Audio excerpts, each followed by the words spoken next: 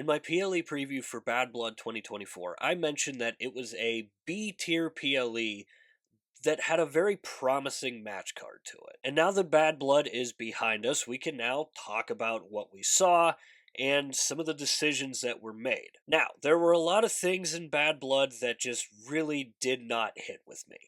A lot of the decisions that were made, I understood, but they just lacked execution, if that makes sense. And WWE's decision to not have the Hell in a Cell match between CM Punk and Drew McIntyre main event, I think really hurt them in this PLE. Because right off the hop, you had a instant classic match that had everyone's levels up here, and it's impossible to keep that level for the entirety of a show. I should mention that I am still a little bit sick. I am feeling better, but I am still very congested, so if this video does sound a little disgusting maybe, I do apologize for that. Hopefully it doesn't take away from the video at all. Now that that's all out of the way, let's get on with Bad Blood 2024. To kick off the review of Bad Blood 2024, we're going to start off with the Hell in a Cell match between Drew McIntyre and CM Punk. In my PLE preview video, I said that this match needed to be the main event,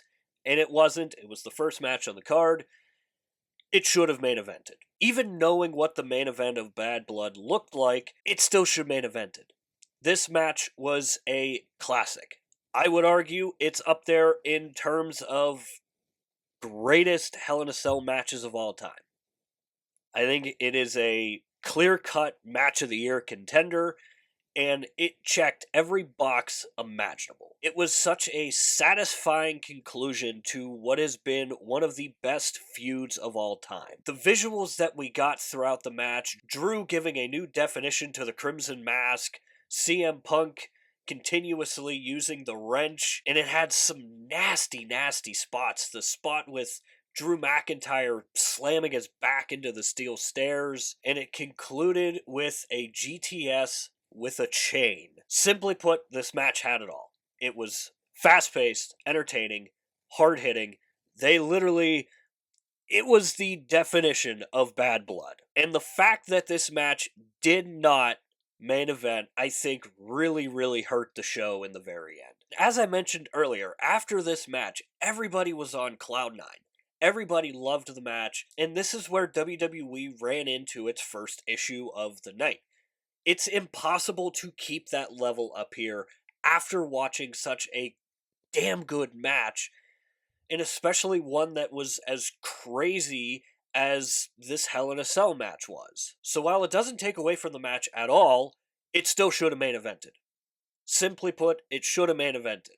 I will die on that hill, and especially knowing what we know with the main event, this match still should main evented, and I think it would have made the show run a little bit smoother than what it did. CM Punk does pick up the win, he wins the feud, and now we get to see what happens next. For CM Punk, I think we start seeing him go up against Seth Rollins a little bit more, and as for Drew McIntyre, he can really do anything at this point. I think a feud between anybody would be fantastic with the way Drew McIntyre is going right now. From Drew McIntyre and CM Punk, we move to Nia Jax versus Bayley. And this is our first example of WWE's decision kind of backfiring on them and not having the Hell in a Cell match main event. I keep talking about how it's impossible to keep everyone's level up at here the entirety of the show.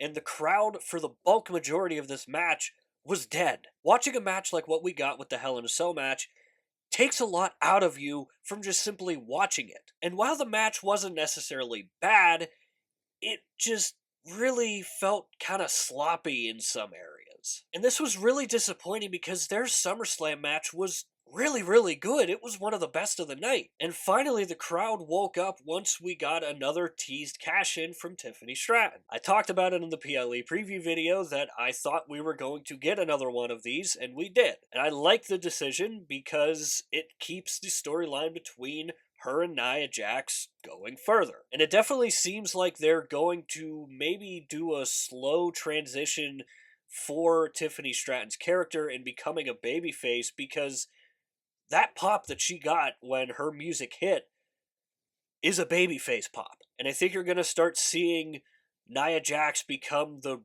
big villainous heel that she should be, and it's going to be against Tiffany Stratton, which is going to piss off a lot of people because a lot of people love Tiffany Stratton. So I think this was the right call, and having Nia Jax retain, it keeps the story between those two going further. And while, yes, I know a lot of people were wanting to see a cash in, I really think that the cash in is going to be saved for a bigger moment. So again, the match itself was okay. Tiffany Stratton's teased cash in saved the match for me, at least, simply because at this point of the show, I was already drained from the Hell in a Cell match that we got before. But again, Nia Jax wins, retains, and that keeps the story going between Nia Jax and Tiffany Stratton. And this is the part of the show where the Judgment Day takes over the entire show. And it kind of gave the feeling to a Monday Night Raw where it was just so focused on the Judgment Day. Starting off with Damian Priest versus Finn Balor. This was another prediction that I got correct. I said Damian Priest was going to win, and the match was good. I think it could have been better. It left a little bit to be desired, in my opinion. And for me, it just didn't really feel like a PLE match. It just felt like it was a match that you would see on Monday Night Raw. The match was good. I'm not saying it was bad, but it just didn't have that PLE feel to it that a lot of matches do. And while I'm okay with Damian Priest winning, I'm not okay with how they had him win.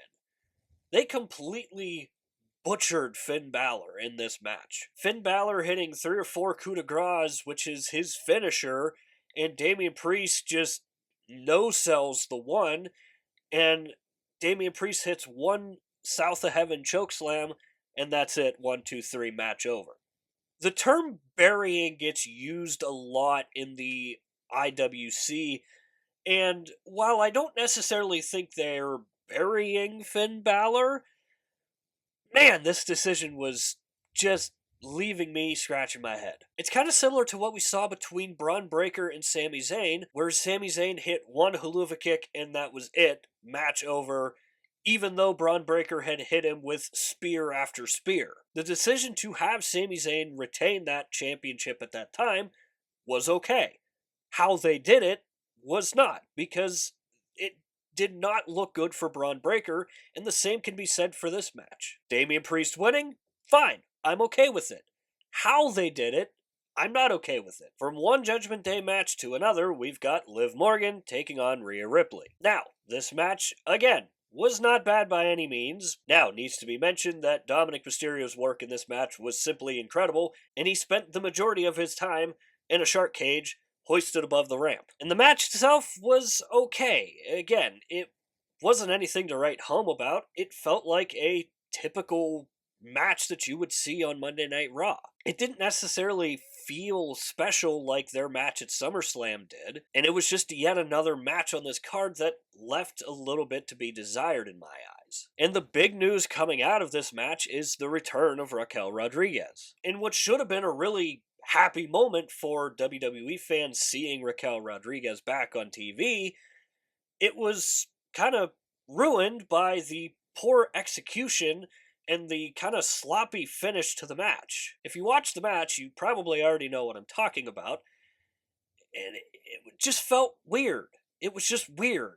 Like, the bell had rung, and Raquel still felt the need to put Liv over Rhea because apparently she didn't hear the bell ring, apparently. I don't really know what happened there. But it was just poorly executed, and it really took away from the match itself. And not only did it take away from the match, it took away from the moment for Raquel Rodriguez, because a lot of people were talking about the weird finish as opposed to her returning. Now, I do think Raquel possibly joining the Judgment Day really helps the Judgment Day in this point, because it can't get any worse for them. You can only go up from here. So I like the decision in bringing Raquel Rodriguez into this feud, because she is the only one on the women's roster who can really stand up to Rhea Ripley in terms of size and strength. So again, I'm a fan of the decision, just not a fan of how it was executed. So again, Liv Morgan wins and retains, and while I'm happy with the decision to bring in Raquel Rodriguez, the execution of that decision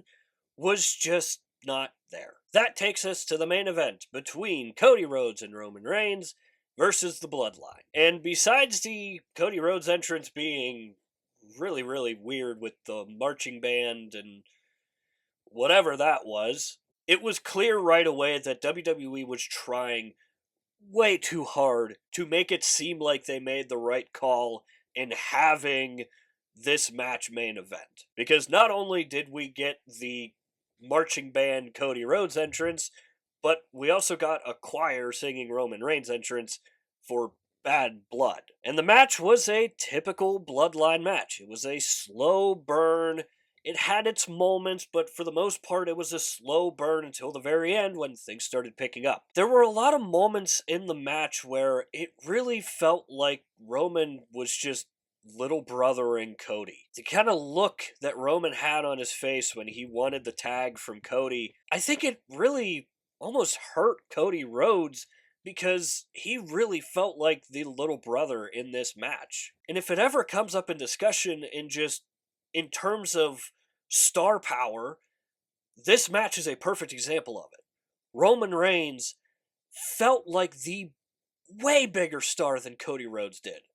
So much bigger.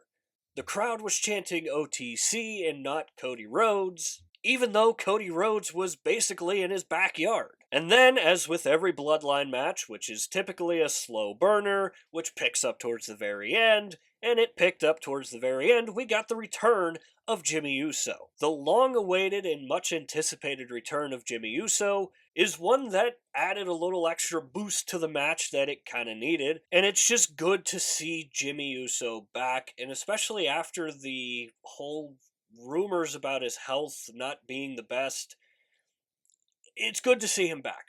That's what's important. It's good to see him back. And more importantly, it's good to see the OG bloodline start forming back up together. We got a really good moment between Jimmy Uso and Roman Reigns picks up the win in this match, and while Jimmy Uso, and Cody Rhodes are kind of having a moment in the middle of the ring, we get the final boss, The Rock, back in WWE. And I'm going to make a separate video on it because Rock coming back, while yes, it's an amazing thing to have The Rock back, I'm always going to be happy to see The Rock back. What was his message here? Because he came out, walked out on stage, counted 1, 2, 3, and then did the whole throat slash thing. Who was that directed towards? Because that really kind of felt like it was directed towards Cody, Jimmy, and Roman. So I'm very curious to see what this next chapter of the Bloodline storyline looks like with the final boss back in the picture. And going back to the match itself, it was a good match. I'm not saying it was bad by any means, but even with the return of The Rock, it still should not have main evented.